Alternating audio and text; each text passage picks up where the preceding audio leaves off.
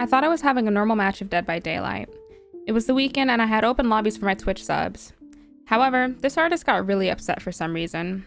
The builds are pretty tame, and I understand there's drama around for the people and buckle up, but there was zero value in the match. So here's what not to do as killer. Again, that way you don't always have to blame SWF. So to start, I really don't like RPD. Oftentimes, whenever I'm loading into a match and I see RPD, I automatically assume somebody else has bought it. And lo and behold, the random did. None of us did. But I noticed it's an artist, and so I immediately try to go somewhere safe, like this loop in the front area. Thankfully, she puts up a bird and doesn't immediately hit me, which is nice. But she gives me the opportunity to utilize these loops. I also noticed that she's pretty impatient with her birds. Instead of placing them at choke points where I have no choice but to be, such as the doorway or the pallet, she places them where she thinks I'm going to be in the upcoming seconds. But to make up for this, she has the add-on that exposes me if I repel the birds, but she didn't time that correctly either. But I immediately notice she puts up her birds, kind of impatiently again, so I veer off to the right where I have more freedom over here, plus I get more distance because she's in the process of placing said bird. But it gives me opportunity to loop back around here. She impatiently places a crow. I have this safe pallet right here, and I'm free to drop it and then get to the main room again, where I have a very open, safe area. And now that I have the distance and the elevation, I know that I'm safe from her crows. And although she's really late with it, I see her in the process of placing a crow, but she just cancels it, and then she veers off from me as well. This was probably one of her smarter decisions in the match, as the main room holds 2 important gens, and if she can defend them well enough, it could generate lots of pressure. And if she gets it down in the area, she doesn't really have to leave that area either, which would be even more pressure for the hooks and the gens. But she continues to chase further away from main room, and so I just decide to reset my heal and try to go for a flashlight save. I don't like doing gens, so yeah, I'm gonna go for flashlight saves. I don't make it in time, however, but I do wait to unhook. And in the midst of me healing, she starts coming back towards the hook.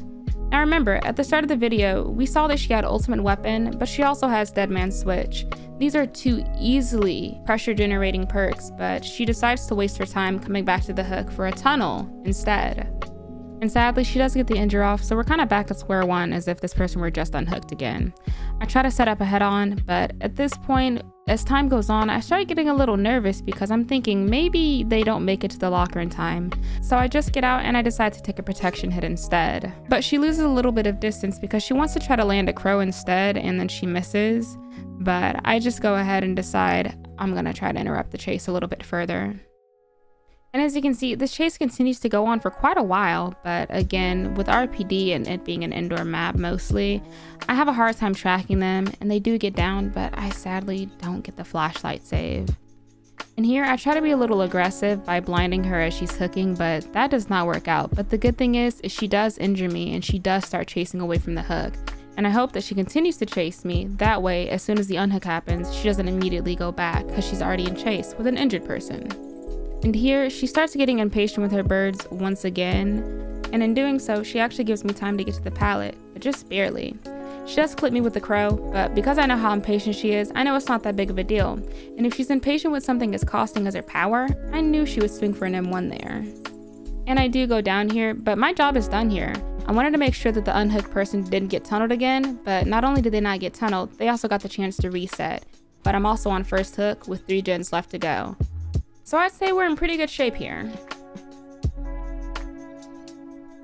And I do want to commend her here for using her ultimate weapon, but the reason why she's actually using her ultimate weapon is so she can determine whether or not to camp.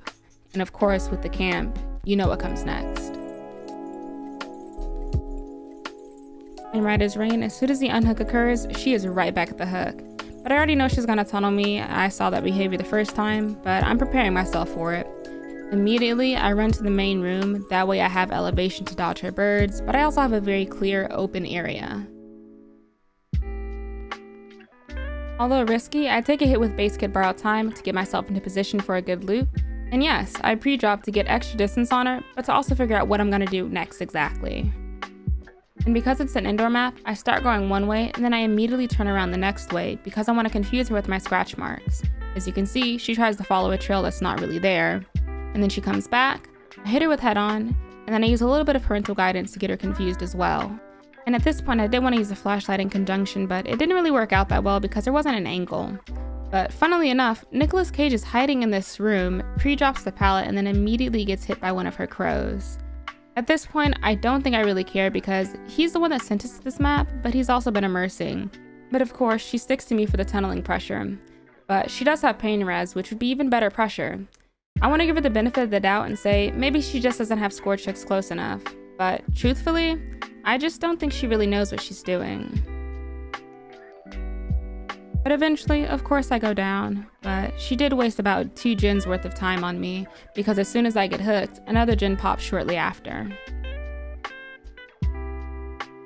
With 1 gen left to go, I finish getting healed, and of course, I'm on my way again to see if I can save the person that's on death hook because I want to be altruistic, but I notice the other teammate that has no hook state is going for them as well.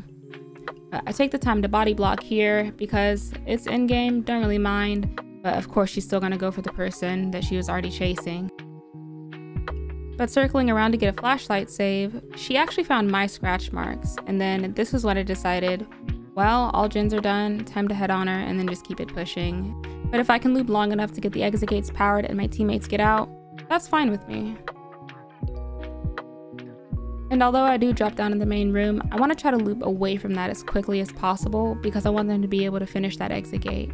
So I just go as far away as possible, but surprisingly, I managed to get the stun right here with parental guidance, and then I blind her, and then I try to go on my way here, but sadly, she does catch me out. There's not much that my teammates can do, but I still accept that. As long as my teammates get out, that's fine. But here at the exit gate, you can see that this player wants to heal for some points. But on top of that, they decide to do something a little more silly. They wanted to see if it was possible to carry or drop items outside of the gate.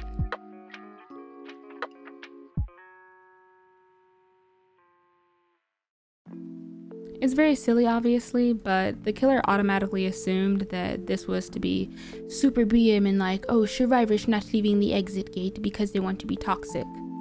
They were just goofing around, but she was also missing a lot of her crows at the gate anyways. And I want to say again, the artist played pretty poorly this match, sadly. She didn't utilize her power very well, but even if she did, she just didn't get much value out of her perks either because she didn't really know how to apply them. But as you can see with me replaying the in-game chat, she moved the goalpost each time to blame something different instead of realizing that she made mistakes. So before you point fingers as to why your match went wrong, try reviewing some of your gameplay footage and see what you could have done better.